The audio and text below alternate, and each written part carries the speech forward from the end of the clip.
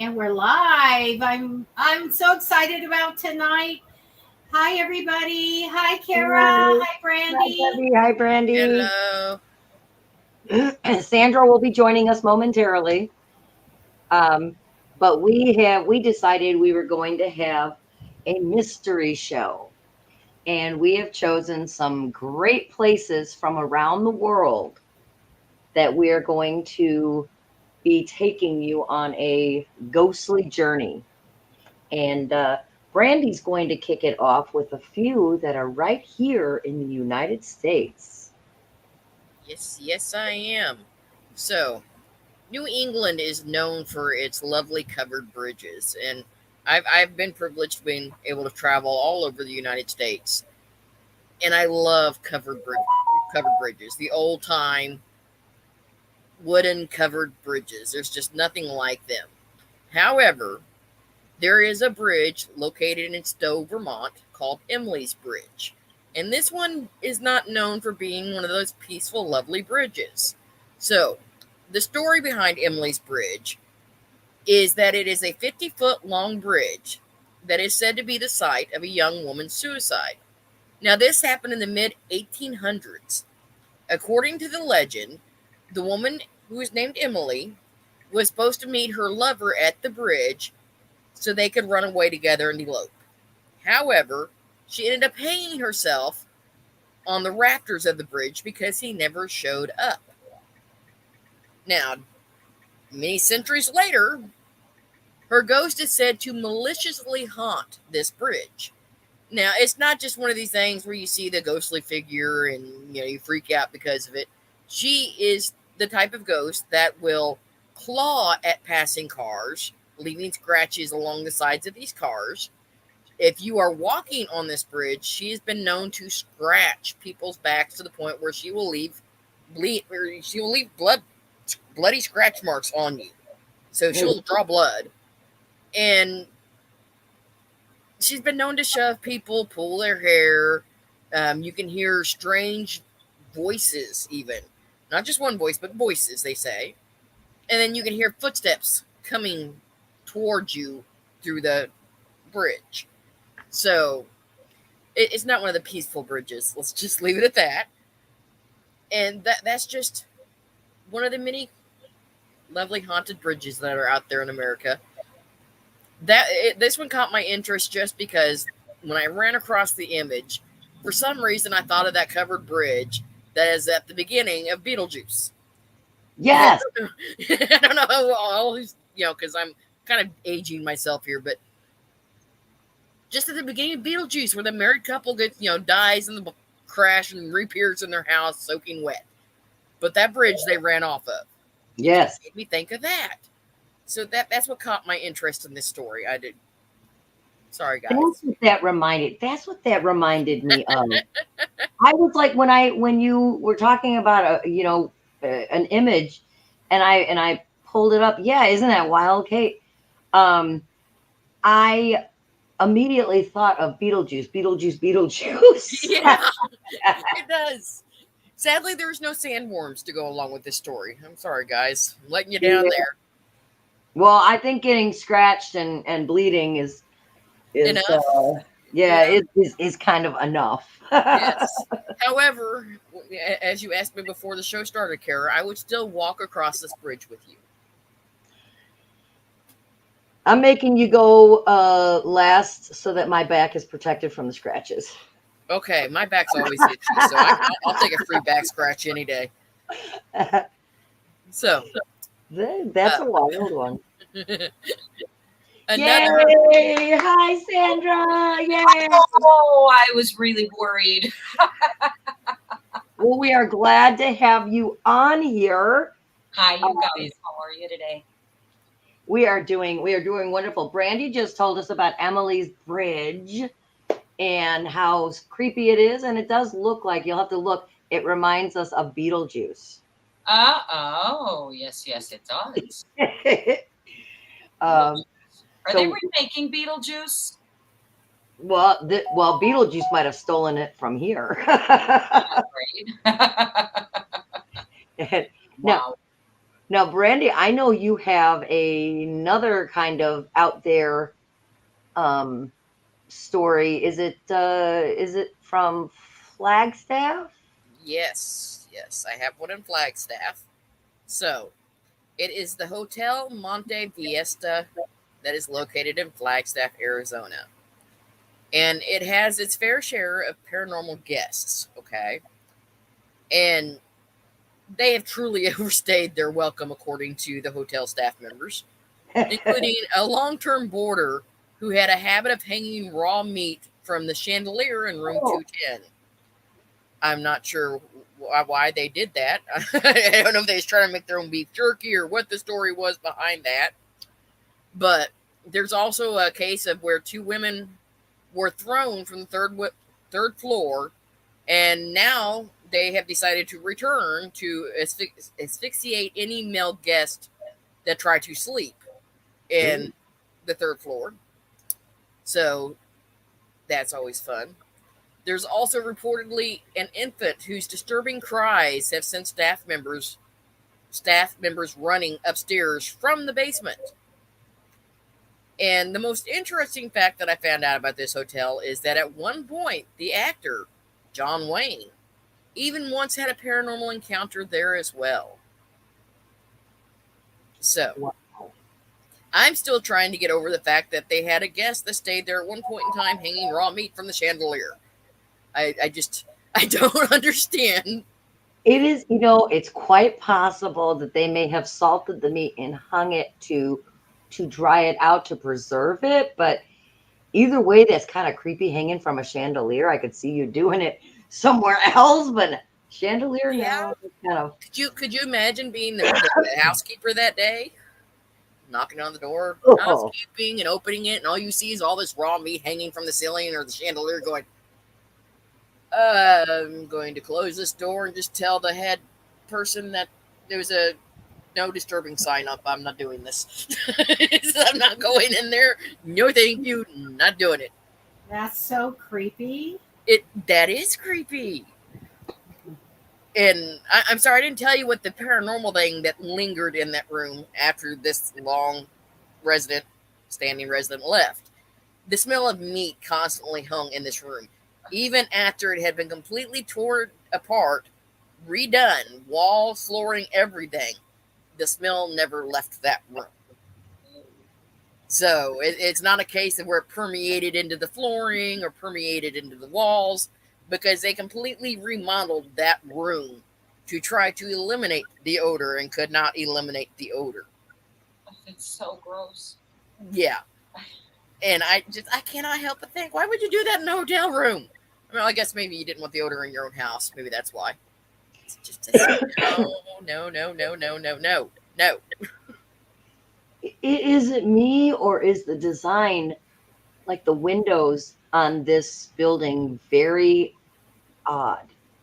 There's square, and then there's rounded, and then there's square, and then there's rounded. Then there's a double round and next to a square with the 4/1, or it's actually 6/1.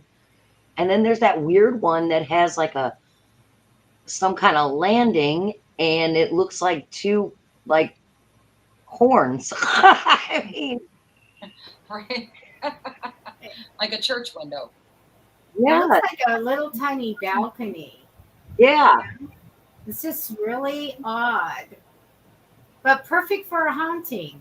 Yes. The meat chandelier and everything. Chandelier. The meat chandelier. I go there and investigate. Let's put out our brochure for this hotel. What is the selling points? It used to have a meat chandelier. Yeah. I'd like to book That the doesn't meat. catch you if you're a man. You can look forward to I'd being like to book- asphyxiated by women. I'd like to book the meat chandelier room, please. I got a hankering for some beef jerky. Little charcuterie plates, gosh. please. So weird. Well, Brandi, you want to tell your third story, because I know you're leaving your best for last. You want to tell your Yes. third story, and I will. then Sandra's going to jump in with some good ones. So my third one is all the way from Skagway, Alaska. and it is called the Red Onion Saloon. Now, this one is very interesting in a few ways. This building was established in 1898 as a brothel for miners during the Klondike Gold Rush. Now, unlike other brothels or bordellos, they would set up dolls on their bar, okay? And these dolls each resembled one of their ladies, to put it nicely.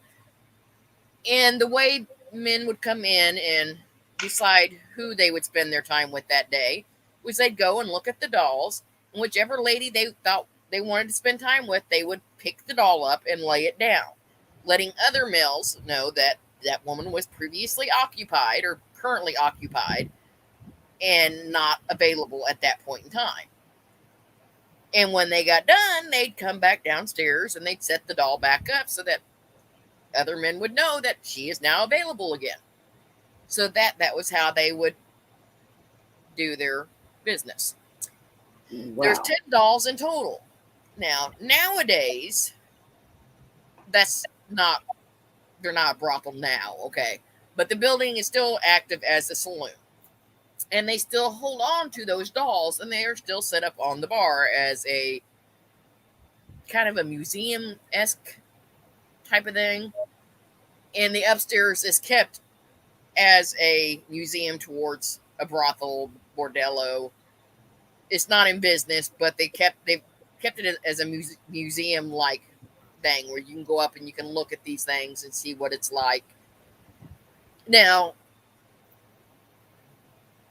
as far as ghost-like apparitions and stuff like that, there's no apparitions, but there is cold spots.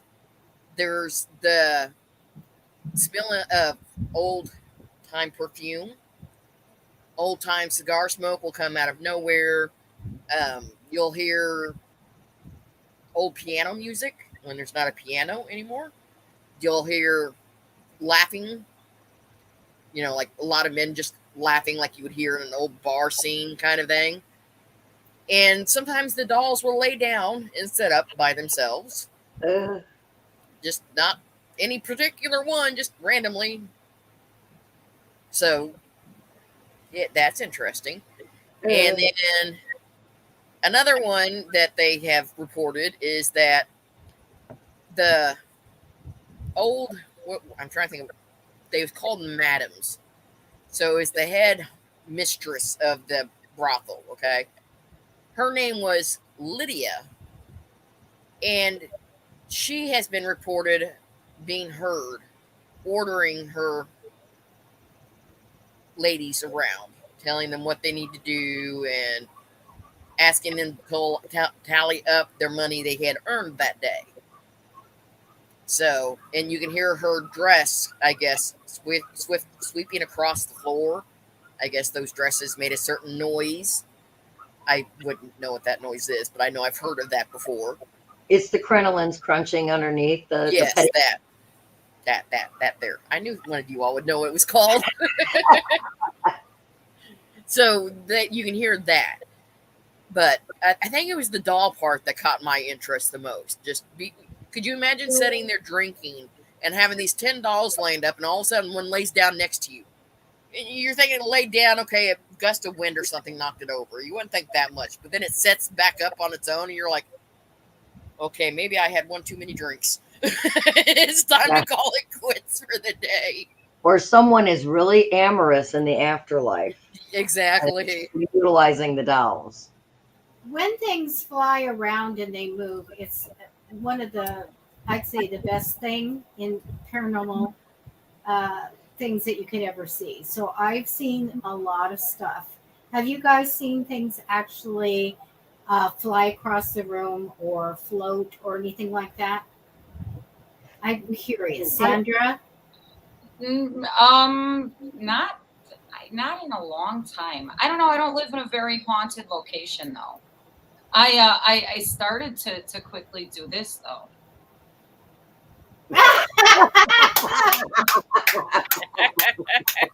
You got the doll.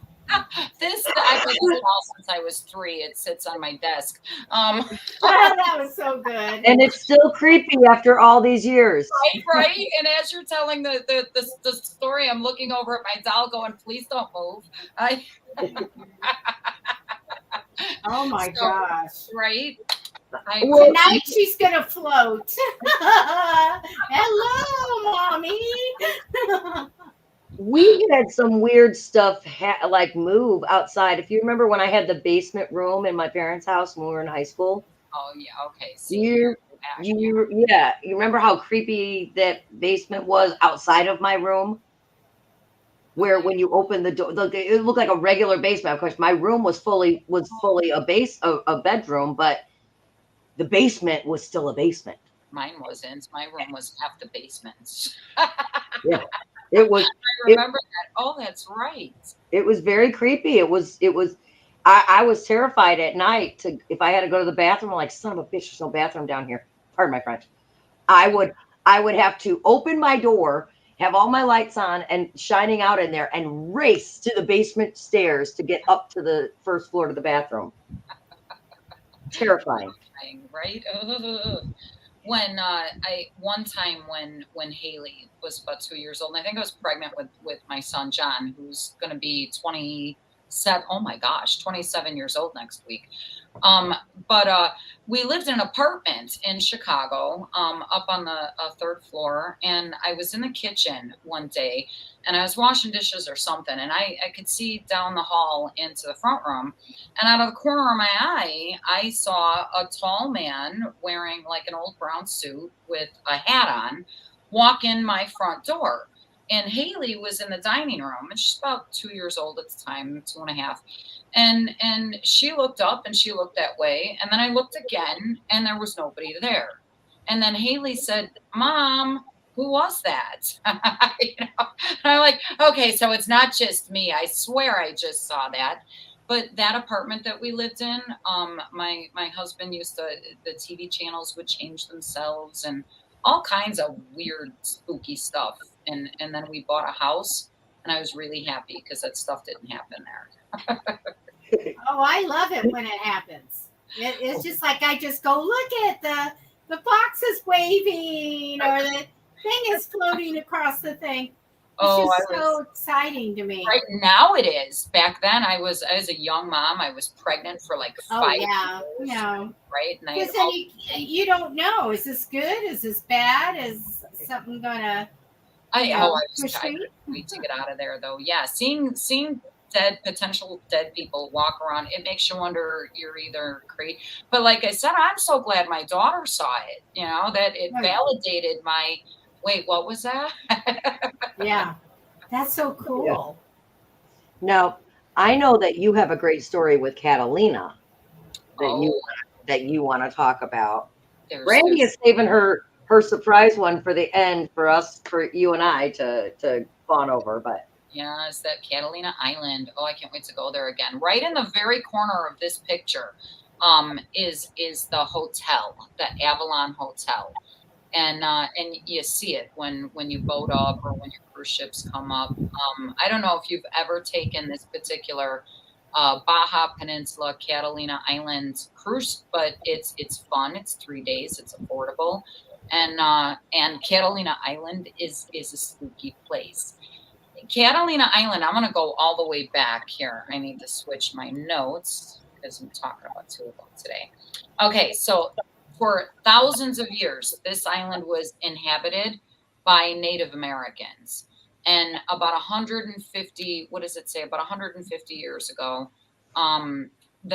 people started to show up from the mainland. So in the 1920s, and you'll recognize this name, Cara, William Wrigley Jr. Oh, absolutely. Right. He went out to Catalina Island and he purchased, he bought the hotel. He put his money in. Let's see. He built the dance pavilion. It became the casino.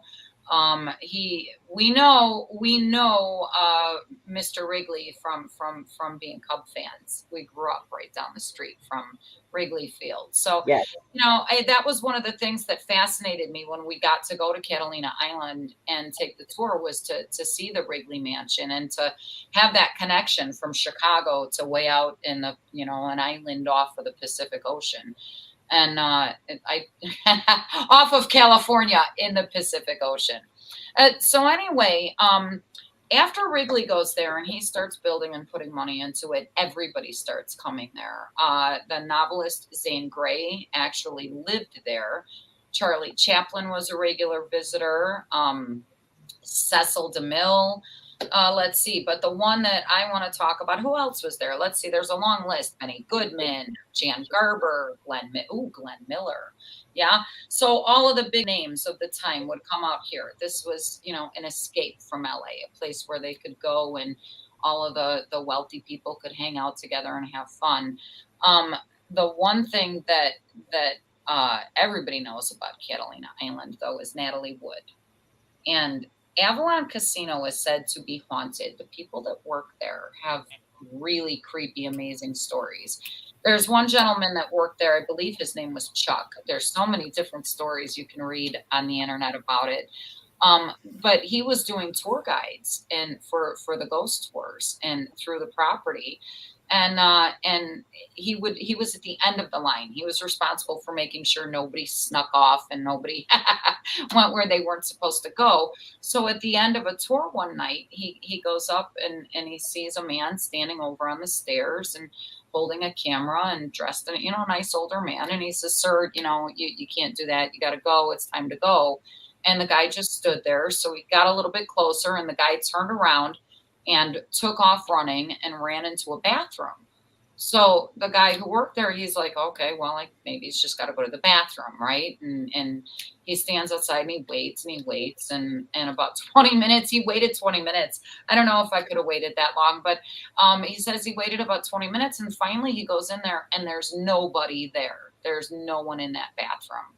And all of the people who work there now and over the years say they see this all the time. They hear giggling, they hear laughter, they smell perfumes. There's so much paranormal activity that goes on here.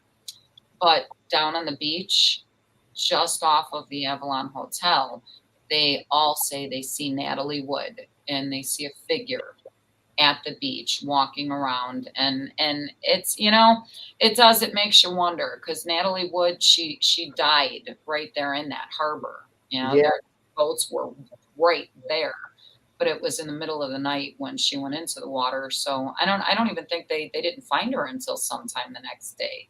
Right.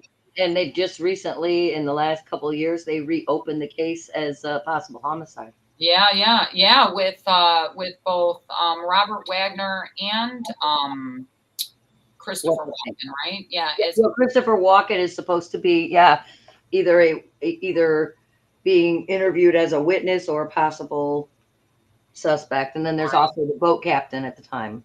It does make you wonder. That was such a wishy-washy story way back then. They were all drunk. They were off the island, on the island, off the island, back and forth, and yeah, she was afraid of water, terrified. Natalie Wood, that her mother said that her greatest fear in life, that she dreamed about drowning when she was a really little girl, and that's how it happened. It's terrible, isn't it? Yeah.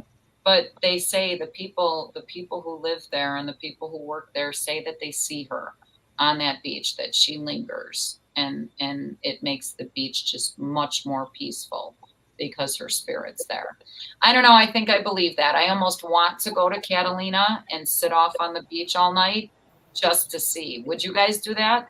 I would. Oh, yeah. Yes. I don't know if I'd stay in the casino. I don't know if I'd want to hang out with that many alive ghosts. Well, yeah, that's a large amount there. Yeah, everyone who works there says there's always something, that there's no lack of paranormal activity. And of course, this is the #1 location on the ghost tours that they give there. The other place is completely different. Should I go into that one now? Oh, Yeah. sure. Yes. Yeah. The other place that I want to talk about is where this is. It's entertaining. It's like spooky. It's ghost stories and ghosts, and it's scary. But way over in Palermo, Italy, there's something called the Capuchin catacombs, and the Capuchin kit. There they are. Uh, this is the monks. Let me pull up my notes real quick on this, because this one's creepy and fascinating. In the 1600s, there was a cemetery that was overseen by the Capuchin monks, the monks that have the large monastery in this city, in Palermo, Italy, and they ran out of room to bury their fellow monks, and one of the monks at that time, he's the very first one that you meet when you enter the catacombs when you come here, is Brother Silvestro of Gubbio. When he died, they had no room to put him in the cemetery. They ran out. So they knew that there were catacombs underneath the city. So they went in and they dug it all out and they built it up, and they created the catacombs as a place to house their fellow dead monks. Because, Yeah. you always want, and the reason why they did this is because they wanted to continue to pray with him and talk to him. So they perfected the art of mummification. These monks, they worked at it. They had all kinds of scientists come in and help them out. And it says it only took them a couple of 100 years, but they finally did perfect this art. And then they branched out. The city needed to make some money. The church needed more money. So they reached out to the wealthy families. And this became a thing that only wealthy people could do, because the bodies have to continue to be treated every year. The monks have to come in and do all kinds of really creepy, scary, dark things to keep all the dead people looking awesome so that tourists can come through and see them. The weirdest part about these catacombs are that people spent money to have their children buried here. And there are lots of children buried here. The most famous one who made the study is this little 2-year-old girl. Her name is Rosalia Lombardo. She was 2 years old and she died from pneumonia when her Isn't she the one known as the sleeping corpse? Yeah. Doesn't she that's the thing. This is a tourist attraction in Palermo, and as a parent, I don't think I could do this. I really don't. I don't think I could put my child on display so that the future family could, but everybody's got their own thing. But this one for me was just a touch really weird. But yeah, you greet this little girl when you come in, and the people who work down there say that they can hear her and they see the silhouette of a girl dancing around and having fun. And they believe that she brings a spirit of joy to the entire catacomb underneath world. But yeah, you can go down there and you can see more than 20 children. There's a lot of university work there. They're studying right now to try to figure out what all of the kids that are down there died from. But the majority of them at the front are all dead monks. So like you can go hang out and talk to the dead guys. And a lot of the monks believe that they talk back. I don't know. What do you guys think? Ah. I know the little girl that you just talked about. For the longest time, people believed that she opened her eyes. And they did videos of it where it honestly looks like she's opening her eyes, but it was a trick of the light. Wow, I see. The way they do the lighting coming through the window to make them look more real. It was completely accidental. It wasn't done on purpose. But just the way she was kept in her little coffin. glass. Yeah, they said, and the way they put the glass to where the father could always view her face. Mm-hmm. And she was so lifelike still. Like that picture there does her no justice. No. Because until just, I think in the last decade, she really started to deteriorate. That's because the thing. I did a lot of studying on her because she was just such an amazing example of what they did with embalming back in her time. Right. Well, and that's what they say. They say that current day embalming has learned. They've started to share some of the secrets that this group of monks came up with. And I can tell you, it says it's a chemical formula that includes formalin, zinc salts, alcohol, and salicylic acid, and glycerin. Yeah. And that's how they care for this child right here, to try to make her. But it is a constant upkeep. That's where the family still to this day has to pay the church to take care of the corpse. I wonder if that's why she's deteriorating. Maybe the family hasn't been able to pay They for did it. the college that she was talking about that's been in there did a recent study on her, and it was more that the where they keep these children at, the actual environment that they're kept in, it's deteriorating. So the corpses Oh, are deteriorating with the environment itself. Yeah. And I it's feel like she's staring at me. I like, really right? do. I mean, it's like I move my chair and I feel like I'm being stared at.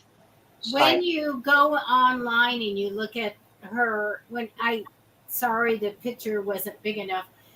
It really looks like her eyes are open.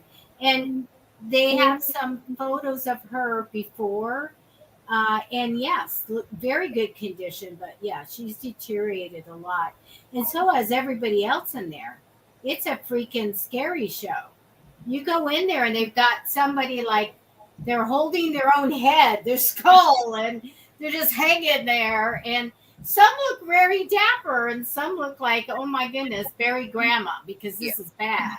And she So- did look like she was sleeping. Like about maybe it's 2 decades now, but she looked like she was just sleeping. Mhm. And she was nicknamed the sleeping corpse because of it. And then just within like the last decade, 2 decades, she deteriorated so quickly. It was sad. Oh, Uh, She didn't look that like she had died that, a lot of time had gone by because the skin was really good. yes. so I just pulled up a picture of her prior to the the way she's deteriorated.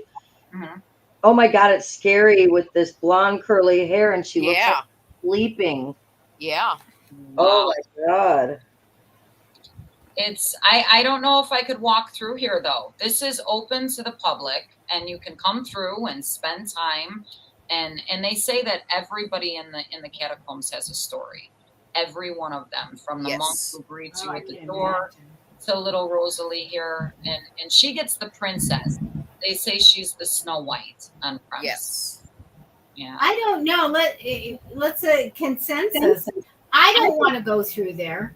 I saw all those so many people there, and I'm like, yeah, this is nightmares. This something about looking at dead people. I can't embrace that. You could get me to spend the night in the Avalon Casino on Catalina Island before you Yeah. could ever get me in here. Can you imagine being a tourist like, hey, honey, look at that one. Yeah, it's missing a couple of hands. That's pretty good. I mean, no. I couldn't. I could not, especially walking through this corridor with these monks. Just no, I couldn't do it. They're I dead. wouldn't do much. They're not like statues. They're actual dead people. Yeah. That's what makes it Yeah, it's so. not, and it's not even bones. It's like mummified. No, I couldn't do it. But Yeah, I mean, they don't add on to them. They just take care of the actual human body as it decays, and it's weird. well, at least your catacombs is not as your catacombs at least has some brightness to it.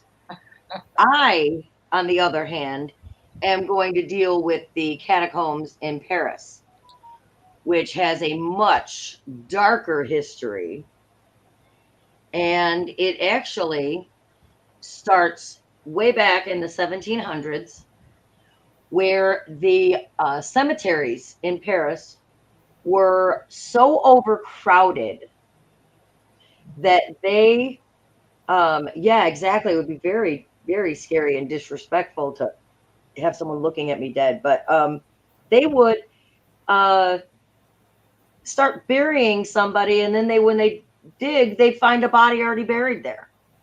And so they decided that they were going to use this tunnel system that was underneath the city.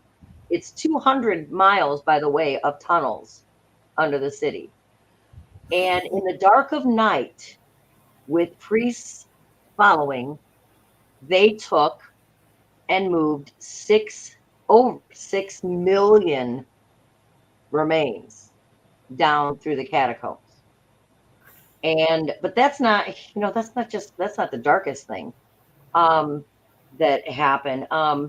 In During World War II, by the way, jumping ahead a little bit for a second, the Nazis, after they took over, when they invaded France, they built, I think you can see some of these walls here on this picture. They built rooms, put up walls, built bathrooms and bunkers down there, and they used it as a bunker when they were bombing above. How crazy is that? They protected themselves while their bombers were bombing the city.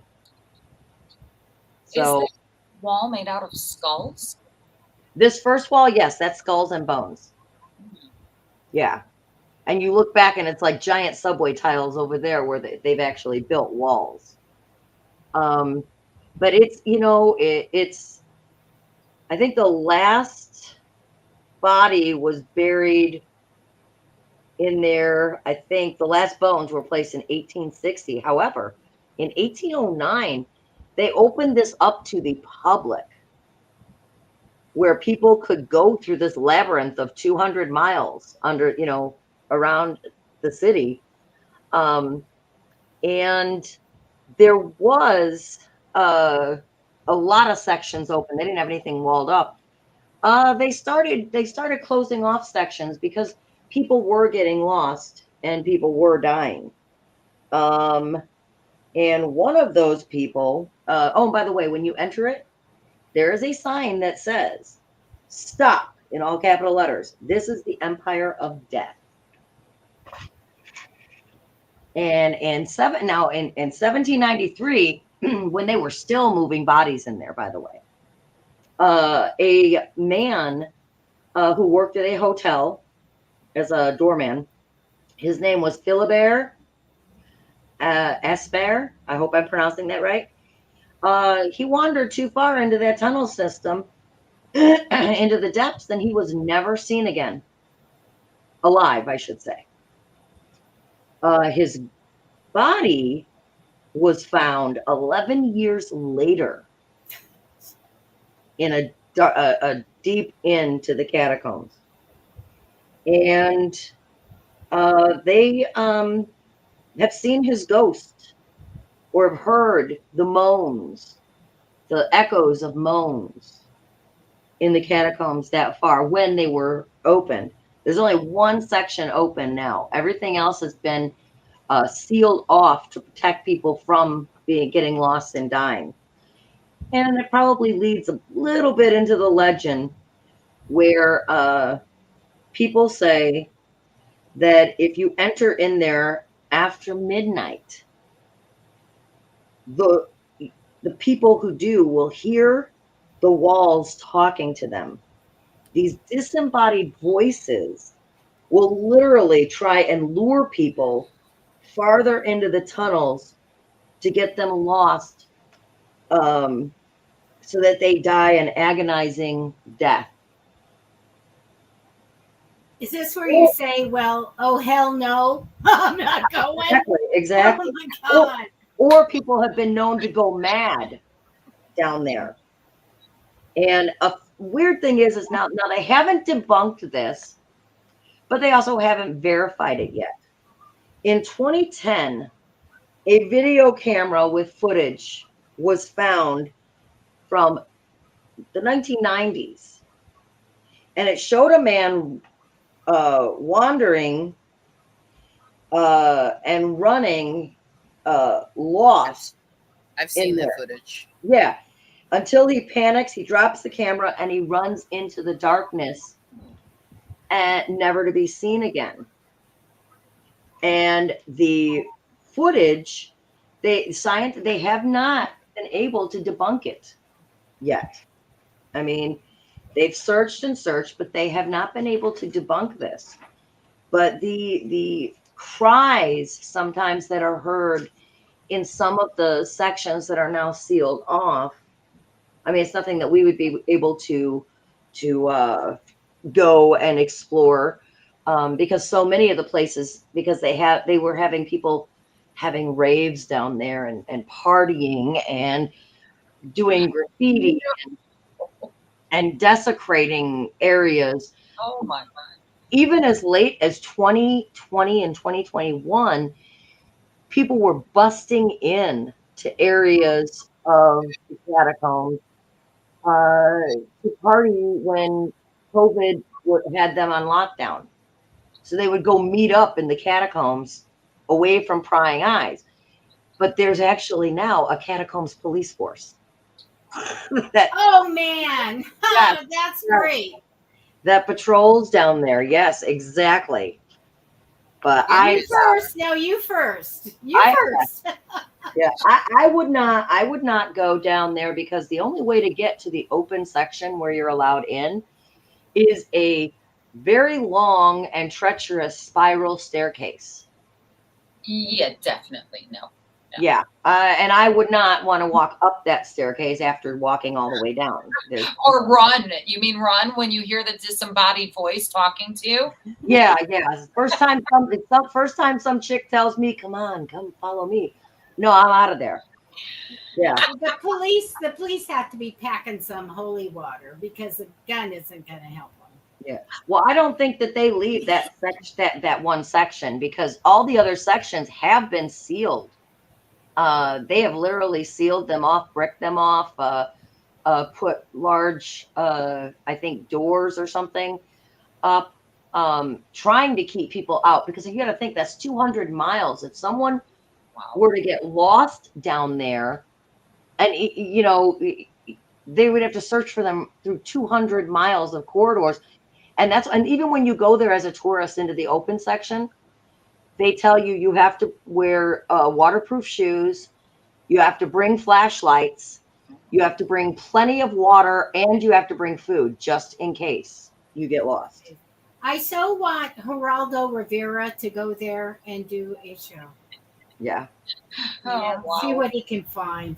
Break in there, Geraldo. He didn't too much luck with the vaults in Chicago, so I don't know. I know it. Sorry.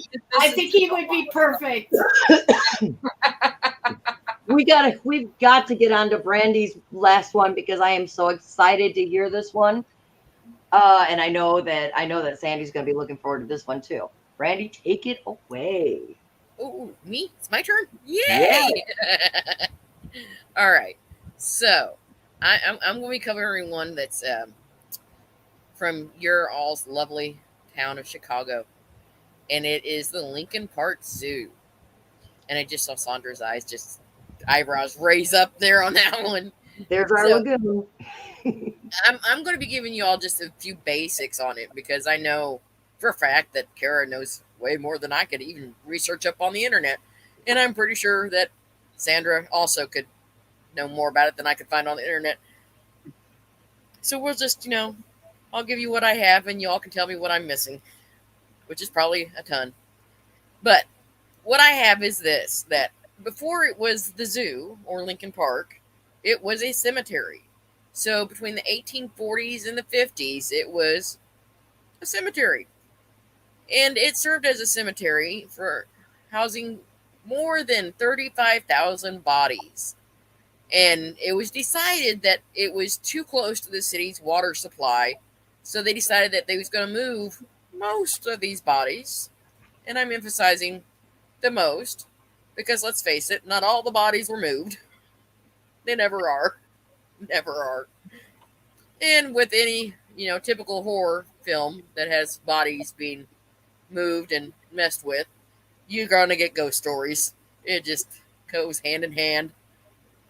Now, with this one, apparently, this is one of the more popular haunted places in Chicago, which you would not think of a zoo being haunted. And it's sadly not haunted with animal ghosts, which would make it more interesting for me personally. I would love to see some animal ghosts, but it's not. And famed parapsychologist Ursula Belitsky once called this area, without a doubt, the most active site she had ever investigated. And people have reported seeing ghosts there ever since it opened. However, like I said, no animal ghosts. Why aren't there any animal ghosts? But I know for a fact that Cara is going to come in at any time and tell me things that I am leaving out on this story. I would not say leaving out. It's just, it's an obscure thing. When you're from Chicago, you just know it. Um, I never we did. never quite moved. I don't, they really didn't get a chance to move many, if any, of the bodies, but bodies did disappear. This happened when they started moving bodies on October 8th, 1871. Well, as a Chicagoan, you know that's when our city decided to light up and burn down. Yeah. And all of the bodies were lost in the panic. They're just kind of gone. Could have burned on the on the wagons they were being carried away with. Could have sunk deeper. Could have ended up in the lagoon. Do not know. But that is very. You could feel everything. As a matter of fact, as a kid, I was terrified of the monkey house and of the penguin. You know, the when you walk underneath, so you can see them underneath with the big glass. Do you remember how terrifying it was to be in there? The whole place is creepy. I took my kids to Brookfield because I had creepy. I never felt a positive vibe at Lincoln Park Zoo. And yeah, it did when you would go through some of the places, especially the cave where you look up. It just felt creepy. There was Yeah. never, yeah. I spent good time at Brookfield. I never went in the evening hour either for some of the haunted events that they had later on in and I think they started a lot of events for that in the late. Yeah, they actually have paranormal where you can do a paranormal thing there at night. But Yeah. one of the big ghosts that's there is that woman in white. Her dress is like an off white, but it's from the like Chicago fire era, the style of dress, and the cries and the wails that and the mist that follows her. And now I don't know if anyone else in the city of Chicago ever saw this, but me as a little kid, as an empath, I did. When we were on a field trip there, out of the corner of my eye across the way from the monkey house, I swear to God, I saw the image or an apparition of old Abe himself. Wow. Awesome. It was just scary. A big, tall man with a big top hat and, but I mean, it was for a split second. And when I turned all my head all the way around to see it was gone, Wow. I always thought I imagined it, but, I not always heard that they lied, that they never moved the bodies, that they never dug anything up, that they never got a chance to. They never got a chance to because the Chicago fire happened the day they were digging. So they just dug opposite, like Poltergeist, Chicago style. Well, a lot of that was burned. A lot of that area was burned, and I guarantee you, a lot of those graves were sunk into that lagoon. I guarantee it. That lagoon creeps me out. Going to the edge of the water freaks me out. I couldn't see getting in a boat in that lagoon. Terrifying. You should go swimming. Never. Yeah. Bring your doll to one of the kids that's probably lurking. I'm never going to look at my doll the same again. Yeah, I've always thought that the bodies probably shifted and ended up in that lagoon. Thank God that's not part of the water source for the city. But I don't know, just something about that lagoon just felt like something was in there. You think that they would surface like we got a floater?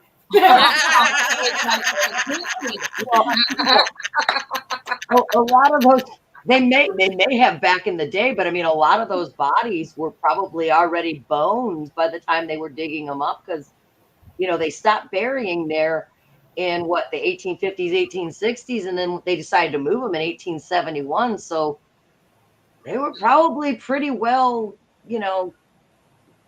just bones, no skin, nothing left. Maybe some hair. Unlike this. Yeah, very. That is a that is a very. If you ever go to Chicago, you have to go to the Lincoln Park Zoo, and if you like paranormal studies, they do paranormal groups, especially around in the month of October during Halloween. But they do them during the year. They have ghost walks, and they teach you how to use EVP equipment and things. And I mean, they really. I mean, it's a lot of stuff has been taught. I find it a big letdown that it's a zoo that does paranormal activity, and there's not a ghost animal there. I'm sorry. One of them people can open up the gates while people are sleeping there at night too. I could never do those ghost tours. What was the name of our gorilla? God, he's in his body is now in preserved at the Natural History Museum. What was his name? He died when we were little, or right after, maybe right before we were born. Huh? Was it Bobo? Maybe. I don't know. But I have heard stories about him being around. I mean, he was one of the largest gorillas ever in captivity. Wow. And I've heard stories of him shadowing around some of the enclosures. I've never witnessed him firsthand lurking, but I've also heard that he also kind of like hangs out at the Natural History Museum where his body's sitting there. So sign me up for the ghost gorilla. I think I'm on for that one. I don't even know. I think he started to deteriorate, and I don't even know if they still have him on display. But I remember his ass creeped me out too. Literally, every field trip in Chicago had some kind of ghost thing for me. Yeah. Everywhere we went, some place was haunted. But Natural History Museum, yeah, you got a dead gorilla carcass staring at you, and these eyes, and he's looking right through you, and you think he's gonna come out at you, and yeah. Those are always creepy. Yeah. Any of those type of museums, you go in, you're just like, oh my gosh, exit. Where's the exit? Right, it's full of dead bones and mummies and. Sandra, do you remember? I think it's Museum of Science. Was it Museum of Science and Industry that had the wall of fetuses? Yeah, that's my favorite museum. I actually, when I was back in Chicago last year, we went with my daughter Josephine and her significant other, her fiance Camille, and I felt like a little kid. But yeah, they had the creeped out. They don't have the fetus wall anymore. It's like the human life exhibit now. And it's a biology of like all the way to, when you die. And they got all kinds of creepy stuff in there. But they still have the little chicks. Yeah. I know. I took my daughter to the Mutter Museum. She absolutely loved it. Which one? The Mutter? Yeah. See that? I can't. Well, I'm in California, so I get creeped out with the Wax Museum, Hollywood Wax Museum. Oh, man. They got the Dracula, they got Frankenstein, they got the Wolfman, they have all that stuff. And that's enough for me. That's fun. There's so much haunted stuff, though, throughout LA. Like, oh, man. Yes. We have, well, where I live, we have a certified, there's not a lot of them, certified haunted house. That's the Whaley House. I've talked to about it before, but we have so many things. And of course, if you guys want to come visit me, we'll go to Catalina. It's not far, But yeah, lots of Hollywood, haunted Hollywood. I mean, there's a lot of stuff there. Lots. Yeah. Well, there was a movie filmed in Chicago called The Relic. I don't know. Has anyone ever heard of that horror film? I have. Yes. That was actually filmed at oh shoot, is it the? I think it was. I want to say it was the Museum of Natural. I think it was the Field Museum of Natural History that was filmed at, and it. I could see something evil happening. Quite frankly, that museum itself has had some very scary exhibits and things, and it's wasn't that where King Tut, or was it Science and Industry where King Tut was it on display in the 70s and 80s? No, that's the Field Museum. That was a natural history museum. Yeah.